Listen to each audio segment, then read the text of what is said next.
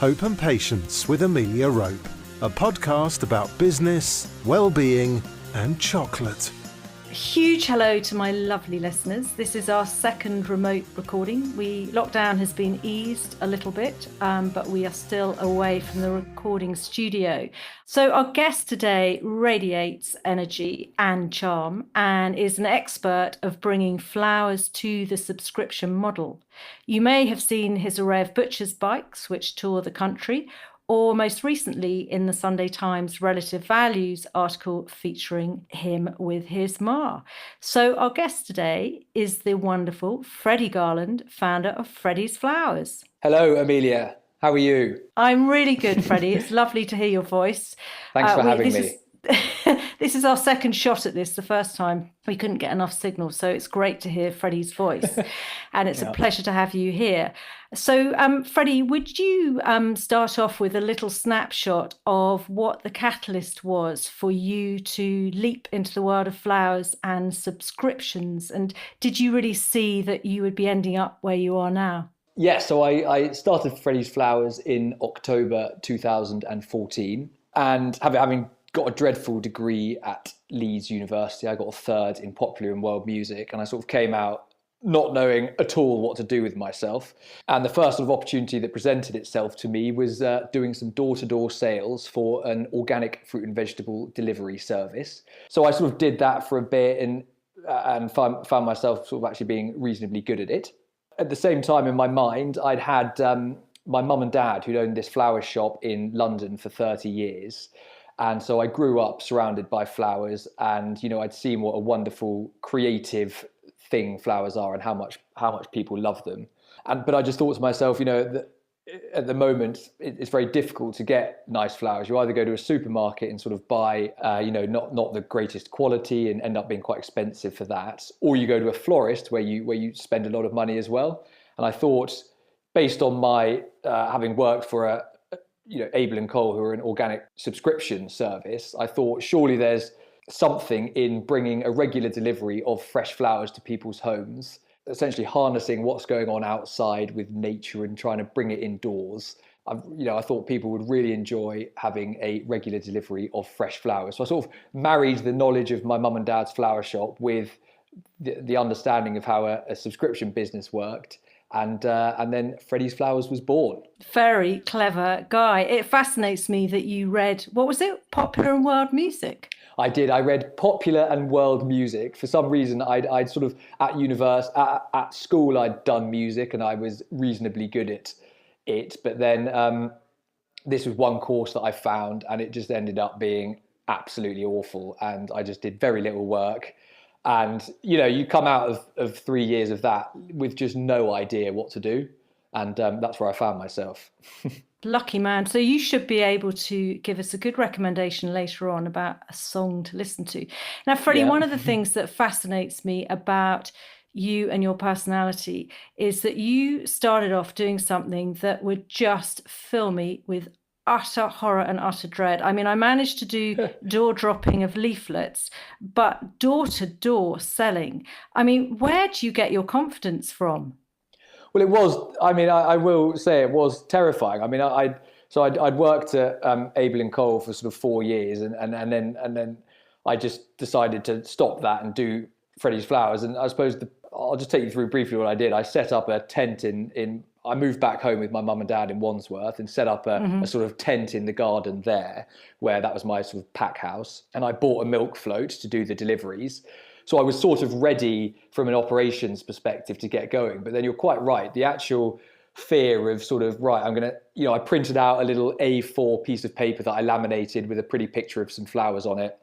And I got on my bike, at sort of 4 o'clock in the afternoon, which is what I was used to, and I cycled up to 10 minutes away from mum and dad's home and just found a road that was quite nice. And you just knock on a door. There is just a huge amount of, God, are these people actually going to do it? But I have to say, I really did believe in the idea. And I think by having a real belief in it, I didn't think that it wasn't going to work.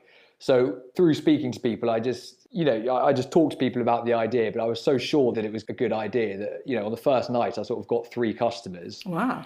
And from then on, I was just like, people want it, so I'll just keep doing this. So your confidence, have you always had confidence as a child, or is that something that's grown as you've, I hate the word grown up, but I mean, it is reality, isn't it? Well, I'm not confident at all. I'm a really unconfident person. I get sort of highly anxious about lots of things. I'm a very anxious person.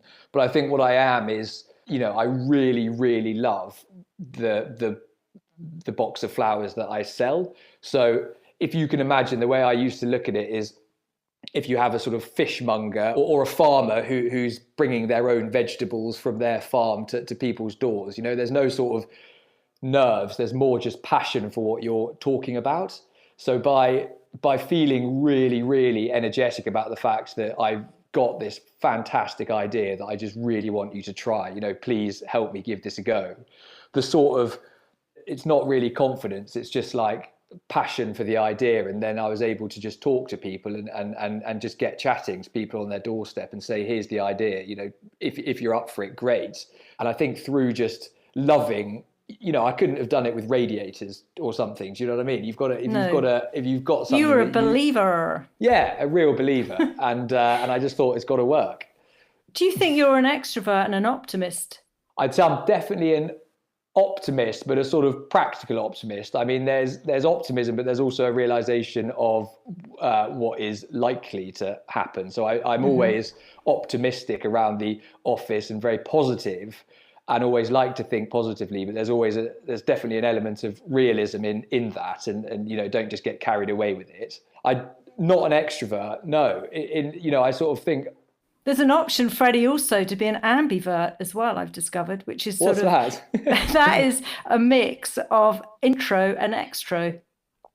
Really? So maybe that's it. I mean, I really am not that.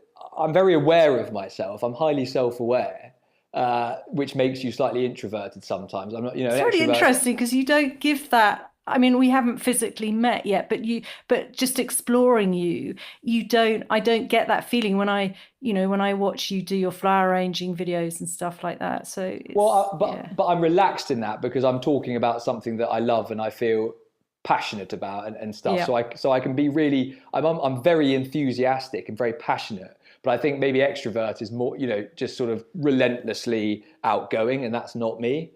No. I don't feel. I'm just very, when it comes to being able to talk about flowers and be really positive about that, then I'm pretty good at that. I must say flowers are the answer to any form of stress.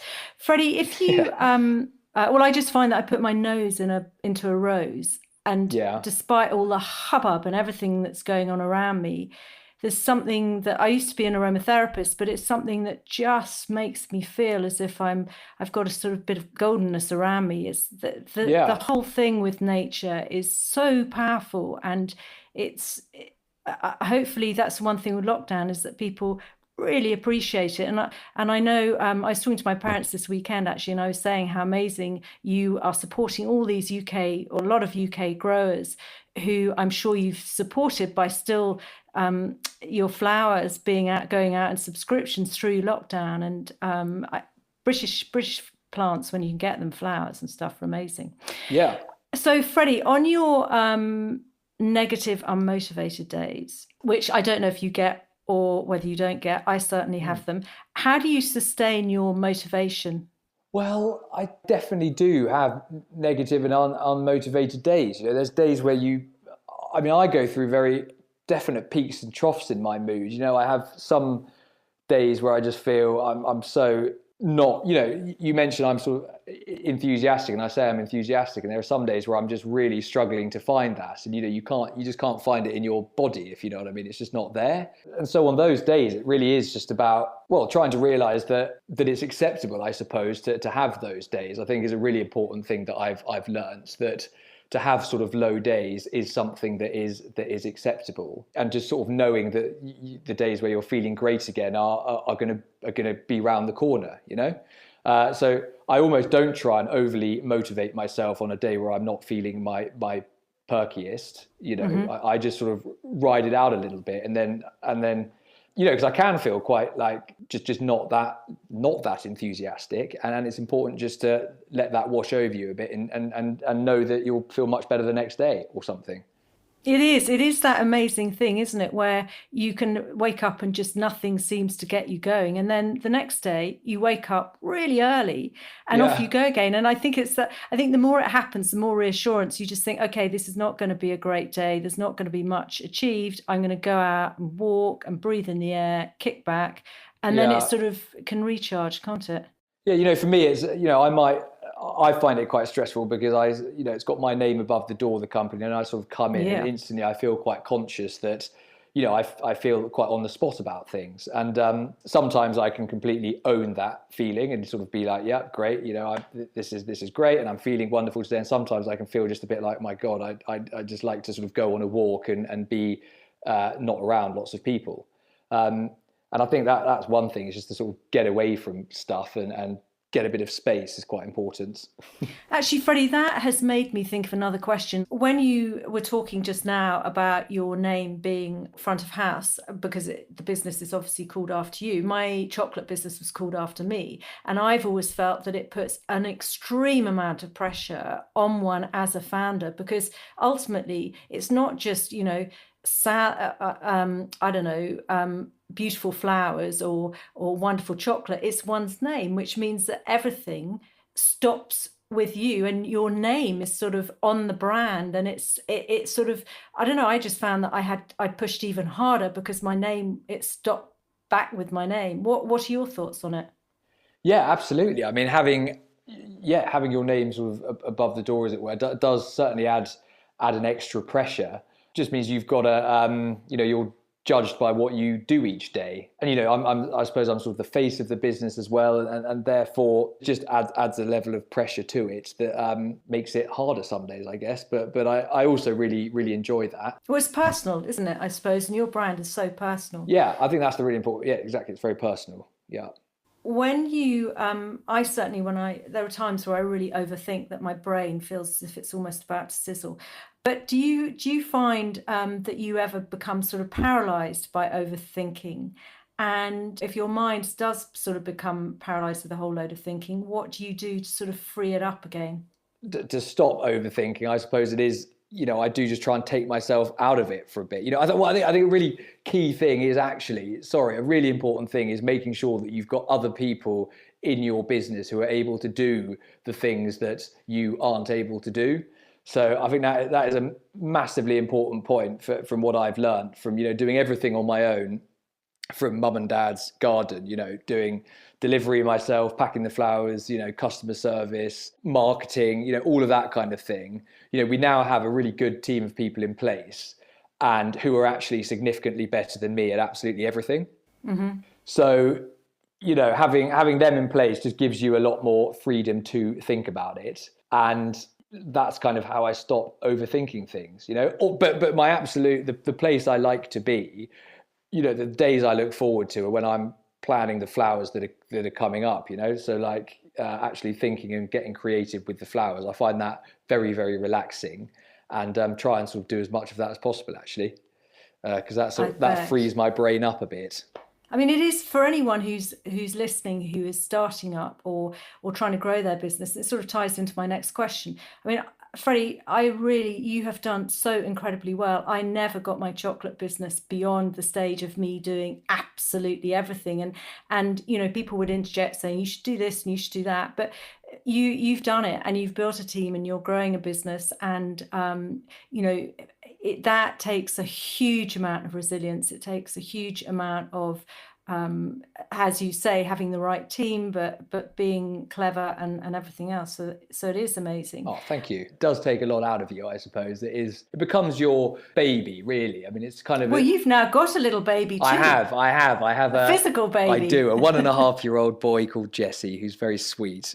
Yeah, having your own business becomes an unbelievably close part of you. It's like it's an extension of yourself almost. Well, this certainly is for me. And therefore you just feel like you've got to constantly work on it, constantly be thinking about it. But at the same time, it's a hobby and something you love doing. So it's nice.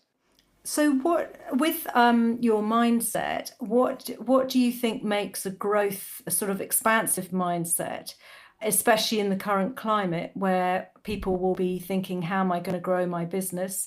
And have you ever had to struggle with a fixed mindset at all? I think I've fortunately I've had some help from people as well who have been able to give really good advice, which has been really important. And I'd say it's always important to have a mentor there to help. And something that's been really, we actually have an unbelievably simple business where we deliver one box of flowers each week, which makes it really, really uncomplicated.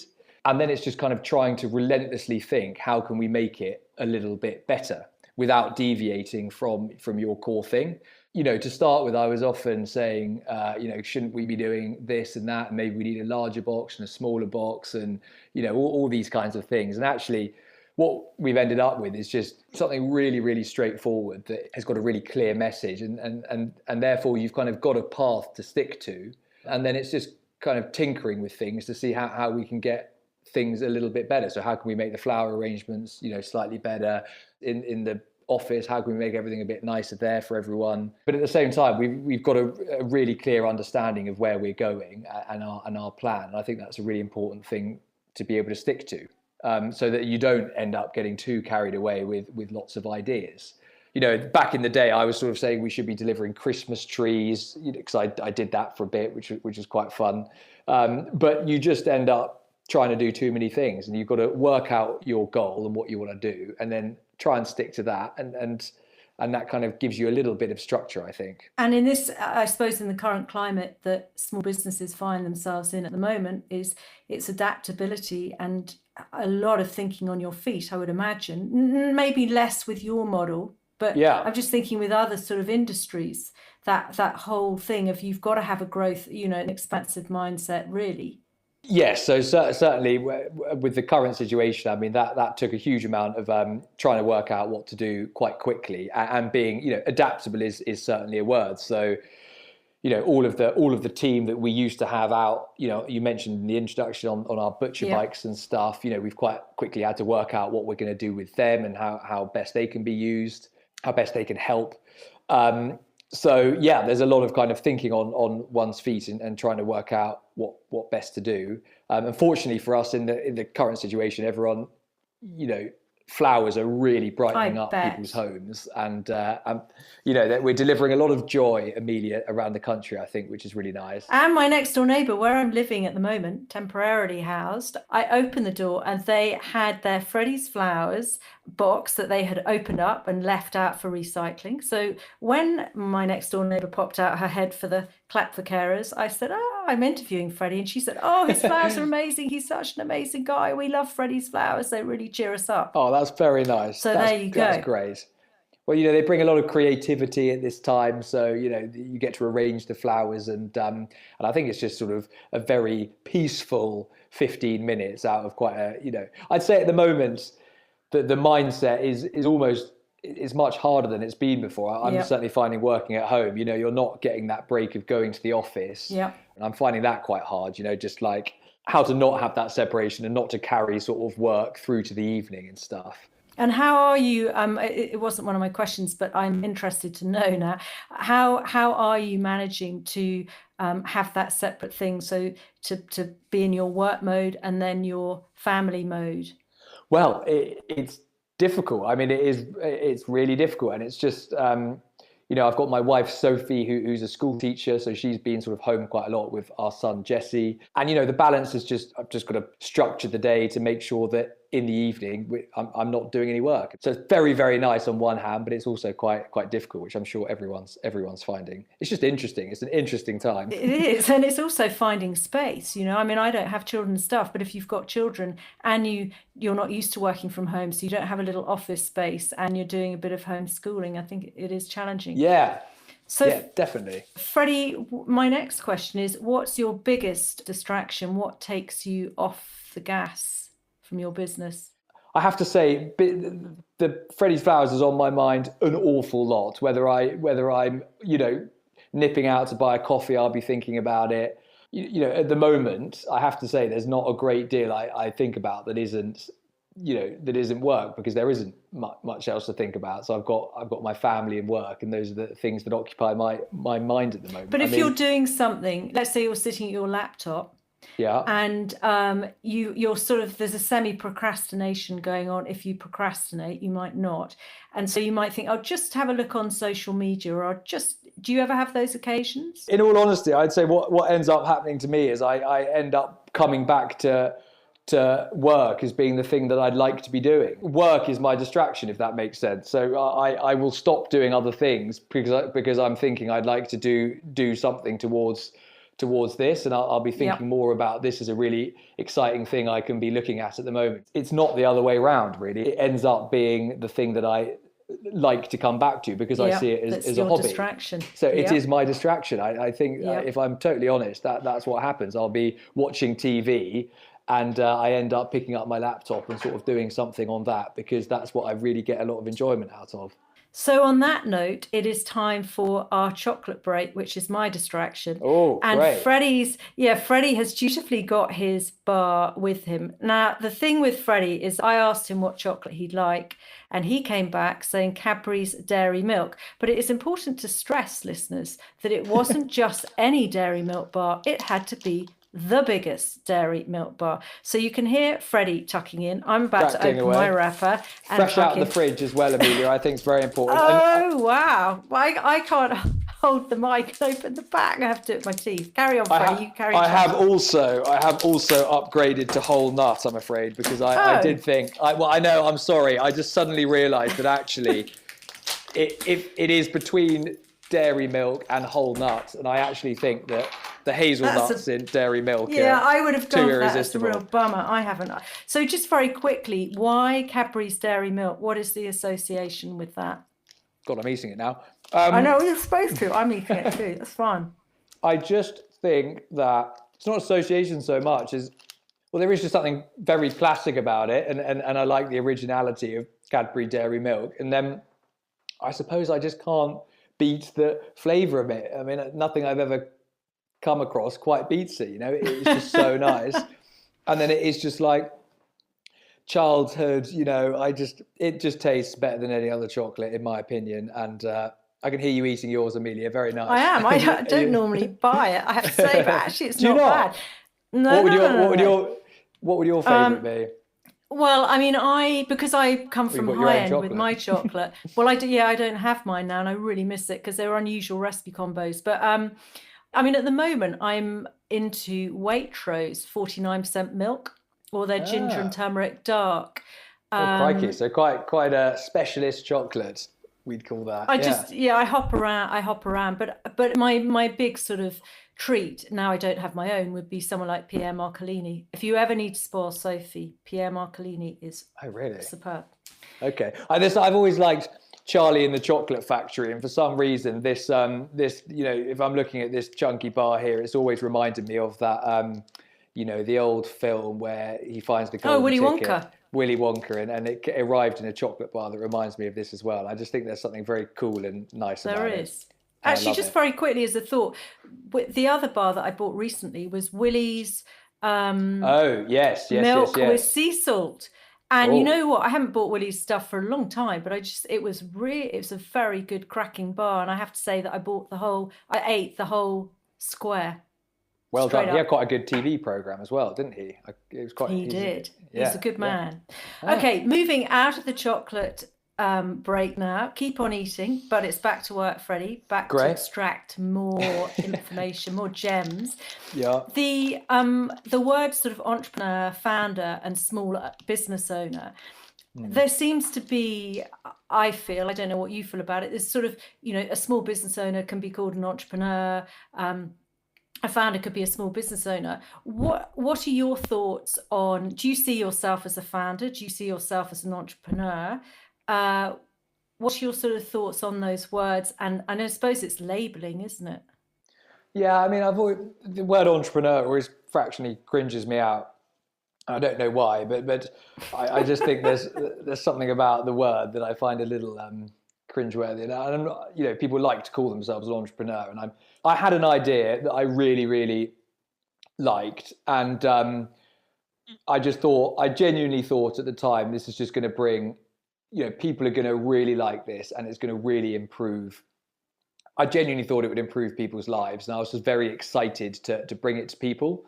So I've always, I suppose fundamentally I'm the founder of the business, but I don't consider myself much more than just being really passionate about the idea and wanting it to be as good as possible, and want to provide the best level of service to the customers as is physically possible. From where I stand, I see you as a founder, but I also see you as an entrepreneur, because I see you starting to flip a business in a very exciting way. And I see you growing the business and, recruiting people. But they're just two definitions that sort of fascinate me. So someone like the guys at Fever Tree, what was it? Charles Warrilow and I can't remember the name of the other guy. To me, they were entrepreneurs. They had this idea. They saw a gap in the market. They absolutely nailed it. And then they sold out for a lot of money. For my business as a chocolate person, I think I saw myself more as a founder, because I didn't flip it. So for me... I see what you mean. I do see what you mean. Do you see what I mean? Yeah. What are your, just briefly, because we want to get into your wellbeing side, which is a very important side to the show.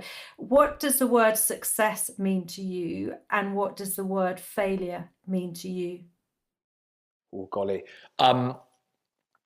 The word success, well, I think what I briefly alluded to before, which is success is just that we are delivering something that is making people happy and that they are enjoying, and that we are doing it in the right way that we want to do, and that that one box of flowers is as good as it possibly can be, and customers are as happy as they possibly can be.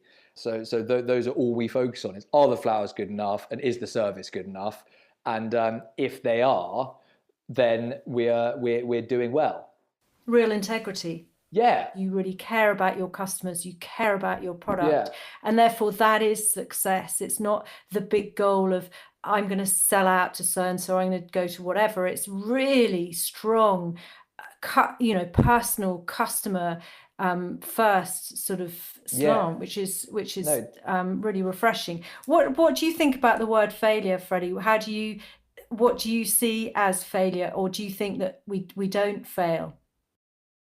Well, failure would be not meeting those criteria of success without being too, failure would be that we don't care about the customer, and we are a business that the word integrity is not that important to, and that basically that customers are not happy. But do you see failure as a positive thing in the way that, I hate the word failure, but I'm also fascinated by it. Yeah. And it's like when people say you gave up your business, and it's like, no, I didn't give up my business. I evolved into something else. But do you see that when we have our failings in business, that it's a learning, do you see it as a positive thing that you can learn from it or not?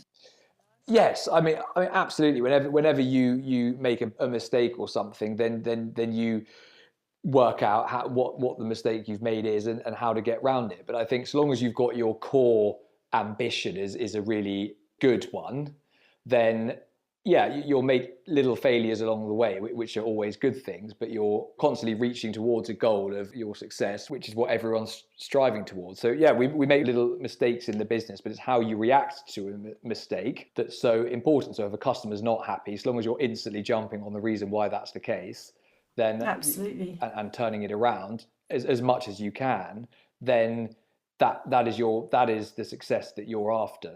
Okay, so now we're going to hop into the wellbeing section, Freddie, which is where our listeners and I delve into how you stay well and keep fit. So how do you keep your mental fitness? How do you sustain mental health? I really, everyone says, but I do feel exercise is my absolute key to it.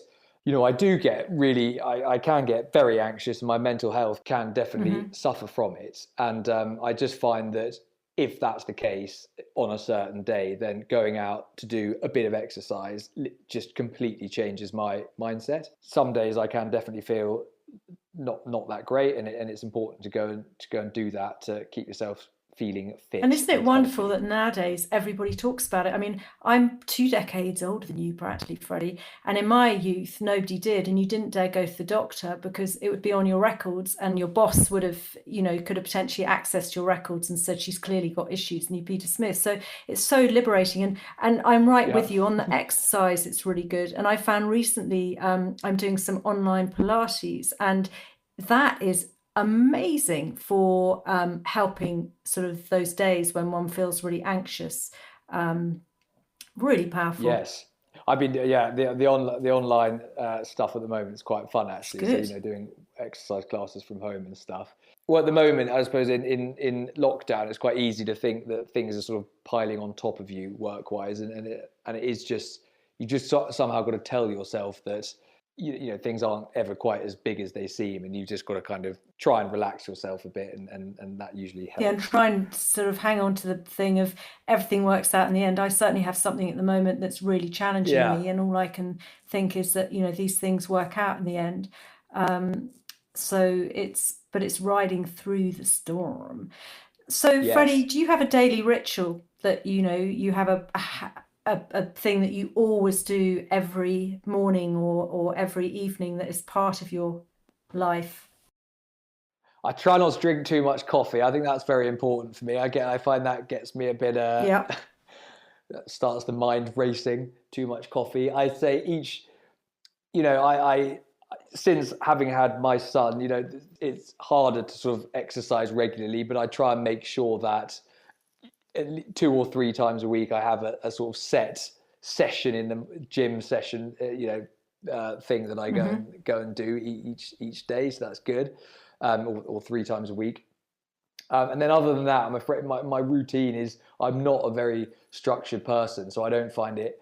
I end up just doing, flitting around and doing lots of different things, and the notion of sort of setting myself something to do in the middle of the day I find quite difficult.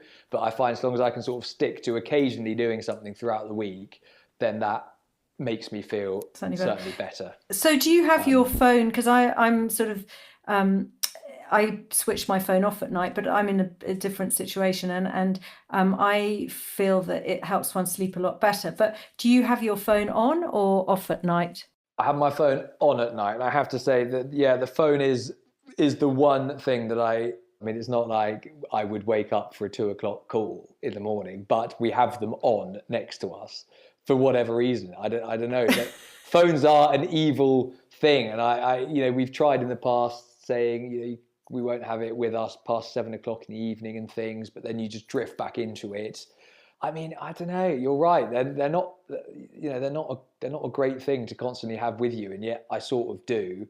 And coming back to your original question about what sort of distracts me from whatever, I mean, often picking up a phone actually is just an evil thing to do, isn't it? But everyone does it the whole time. Constantly hungry. Do you have that thing that monitors how many times you look at your phone? I do, but I've never checked it. I have not checked it before, but it will be up there as pretty high amounts. I mean, because you're either responding to emails, or you're on the phone, or you're looking at the internet for something. I mean, it's just relentless the amount you can use it. I would certainly be better off without it that much, and one day I'll get around to it. Okay, so Freddie, if you and your wife have your phones on at night, do you find that you sleep? The worst thing for me that I find affects me when I wake up in the morning is if I have been looking at a screen up till the point where I go to sleep, whether it's TV, or if accidentally you somehow end up being on your laptop, doing, whatever, till the point where you go to sleep, then I can wake up feeling your brain does not settle, which is bad. So I do sleep reasonably well most of the time, and the phone doesn't wake me up, but it's on silent or whatever. I wish I could just say I'm not going to look at a screen from 7 o'clock onwards, but I can't. No. So I'd like to. I mean, I don't know if there's a right or wrong. Okay, quickly, because I know that we're there's still more questions that I need to feed into you, but what are your hobbies? I know that we're in lockdown, but let's just daydream as if we've got through the final stage of lockdown and life has returned to a bit more normal.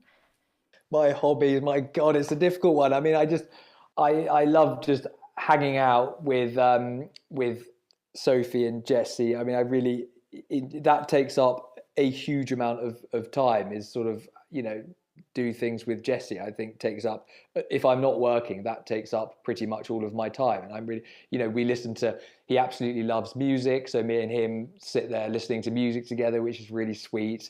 We're currently looking to buy a new house. So Sophie's helping with, doing some of the design work for that. So me and her will sort of do that together, which is really fun. And then, chatting to friends. And I mean, really, those are things that take up all of my time. Yeah, I can imagine. And then when we get a bit of time off, me and so we'll watch TV bluntly and just do that. Veg. Do you have, Freddie, a book or a song or both that you would like to recommend to the listeners to read or listen to? I think the music one's an interesting one because, at any given time, you've got endless songs that you love and would want to promote this. And I suppose the key thing about ever choosing, in my opinion, a song that's one you really love is the nostalgia associated to it that ends up being what it is. I mean, whether it's the Postman Pat theme tune or something, it's just, there's often a song that's got like real meaning to you, and you almost don't have to love anything about it. It just evokes so many memories. And for some reason, the song that does that for me is, and I just would never, it's a combination of Van Morrison and Cliff Richard. That's an interesting combo. Yeah, very interesting combo. And it's a song called Whenever God Shines His Light. And I'm not religious, nothing like that. It's just a song that for some reason has memories of me driving through Scotland with my mum and dad when I was probably, from 6 to 10 years old. We used to go there every year. And Dad had this tape that had back in the day, obviously, you would make a tape with your playlist on it, with your favorite songs on it. And this tape that Dad had maybe 25 songs on it. And this was one of them. And it just takes me back there. And it's, no one else will necessarily like the song, but I love it for that reason, because it just brings up memories. So that would be a song that I really like. And then a book. Now, I don't read as much as I would like. And I used to read quite a lot, but recently I'm just really enjoying the books on people who, and this sounds again quite sort of, it kind of relates to business in a certain way, but I do love these books of people who have done extraordinary things. So recently reading a book called Into Thin Air by John Krakauer, which is about the team of people who climbed Everest. I absolutely love that. A portion of them died, and it's just, studying that. They climbed it a while ago, and it's just very interesting. And then another cracking book is Shackleton's Incredible Journey, which talks about how he, his entire journey that he made. So those are two books that I would highly recommend. Brill. Well, I'm going to put them on my list, most definitely.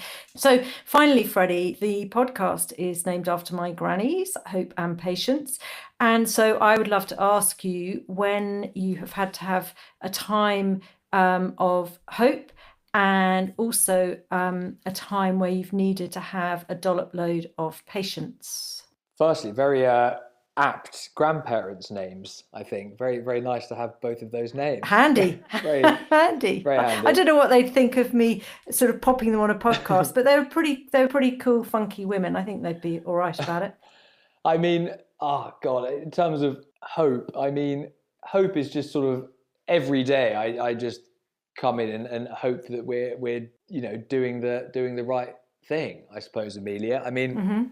I just have real hope that it works each day, and that running a business always is on a bit of a knife edge. You're never quite sure whether it's going to work or not, and it's nerve-wracking. And you've invested so much time in it and energy, and for me personally, if it failed, I'd feel completely distraught. Your whole life, not your whole life, of course not, but so much of me has been put into it that I hope that it succeeds and we carry on, and the business works, and that we deliver flowers. So I hope that each day.